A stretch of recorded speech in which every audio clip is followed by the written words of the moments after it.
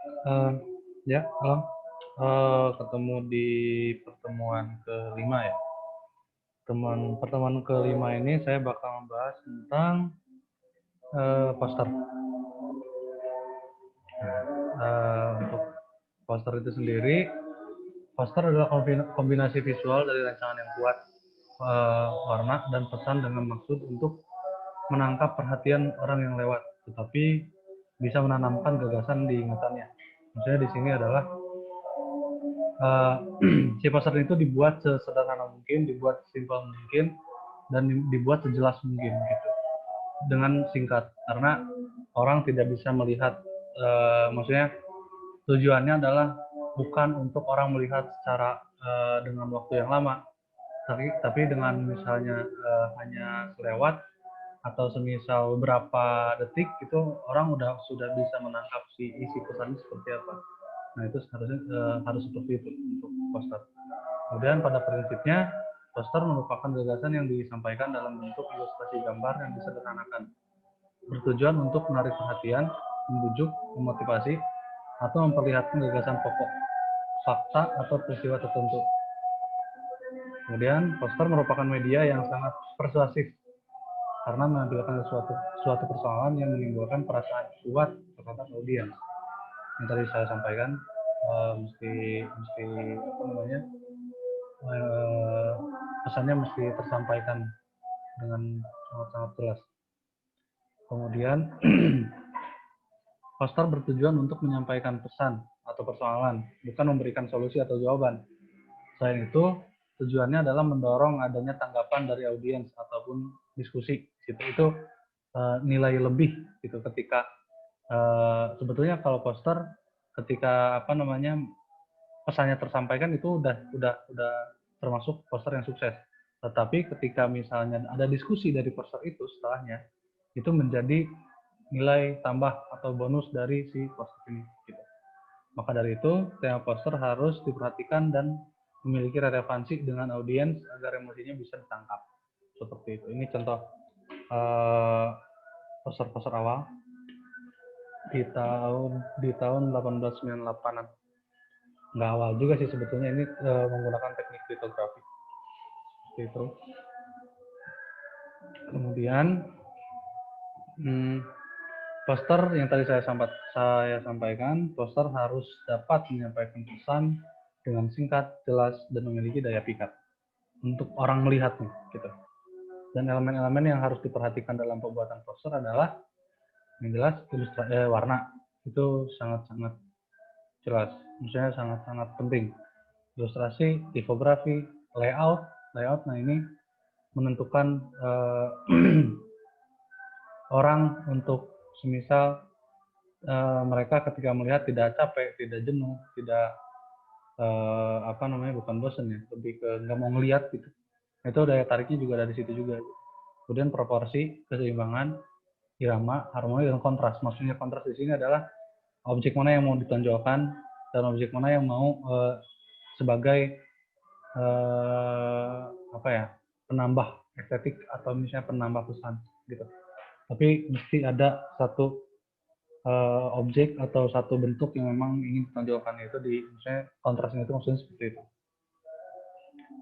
Kemudian pada tahun 1999 seorang dokter mencukil huruf di kulit pada torso dan lengan Stefan Sigmeister, yang kemudian hasil cukilan tersebut difoto dan dijadikan poster kuliahnya di Cranbrook Academy of Art.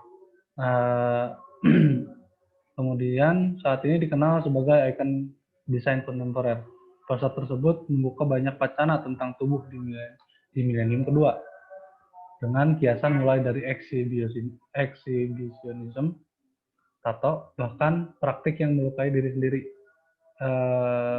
subkultur sadomasokis. Kemudian poster tersebut mengumumkan tanggal, waktu, dan tempat dengan cukup jelas.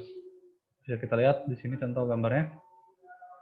Dia mencukil sendiri, bukan mencukil sendiri, dia dicukil si kulitnya untuk dijadikan poster gitu. Kemudian, nah, untuk penjelasan lebih spesifik tentang poster ya. Poster bertahan sebagai salah satu bentuk komunikasi visual yang paling permanen dan solid. Mereka menggunakan kehadiran fisik yang jelas, membentuk ruang-ruang sambil mencerminkan dan mengubah perilaku manusia. Itu apa namanya pencapaian dari poster gitu.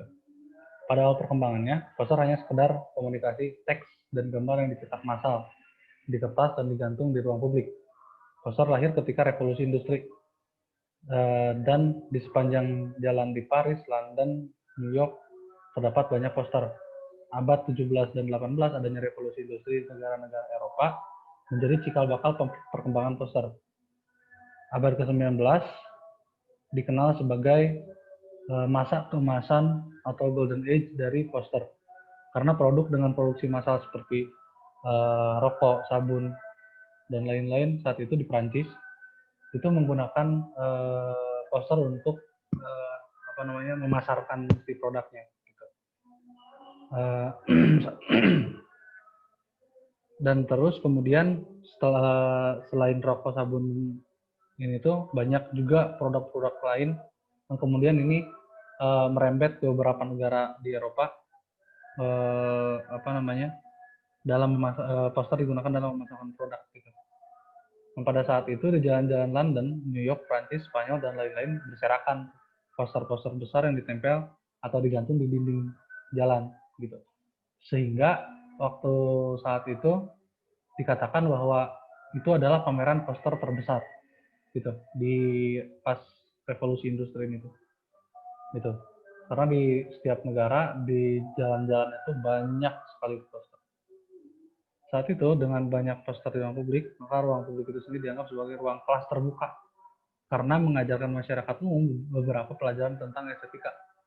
Maksudnya, di situ masyarakat umum bisa melihat tuh poster-poster tuh layoutnya seperti apa, penggunaan warna, penggunaan visual dan lain sebagainya, dan masyarakat belajar dari situ gitu ketika melihat ini ternyata ini digabungkan dengan ini bagus dan lain sebagainya seperti itu. Maksudnya pembelajaran tentang estetika bagi publik secara luas seperti itu. Kemudian ada 3 tokoh yang dijuluki sebagai kakek desain poster dunia. Saat itu masih disebut sebagai poster artis atau seniman poster, yaitu Henri de Toulouse-Lautrec, Jules Verret, dan Alphonse Mucha. Gitu. Ketiganya berkarya pada masa Art Nouveau dan tapi dengan gaya pendekatan artistik yang berbeda-beda. Yang kita yang kemarin bahas itu Art Nouveau yang Alphonse Mucha sebetulnya lebih dekoratif dibanding yang lain. Gitu. Nah, kita masuk ke poster propaganda. Mungkin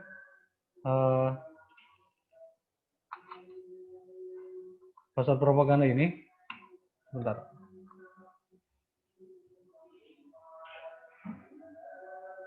Poster propaganda ini sebetulnya dipantik pada Perang Dunia I pada tahun 1914.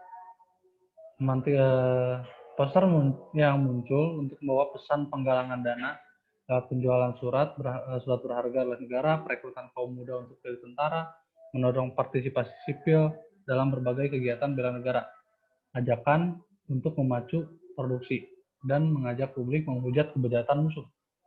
Kebutuhan untuk menyampaikan pesan yang langsung dan tegas dalam propaganda akhirnya hanya memberi tempat bagi corak gambar realis sederhana atau bahkan kasar.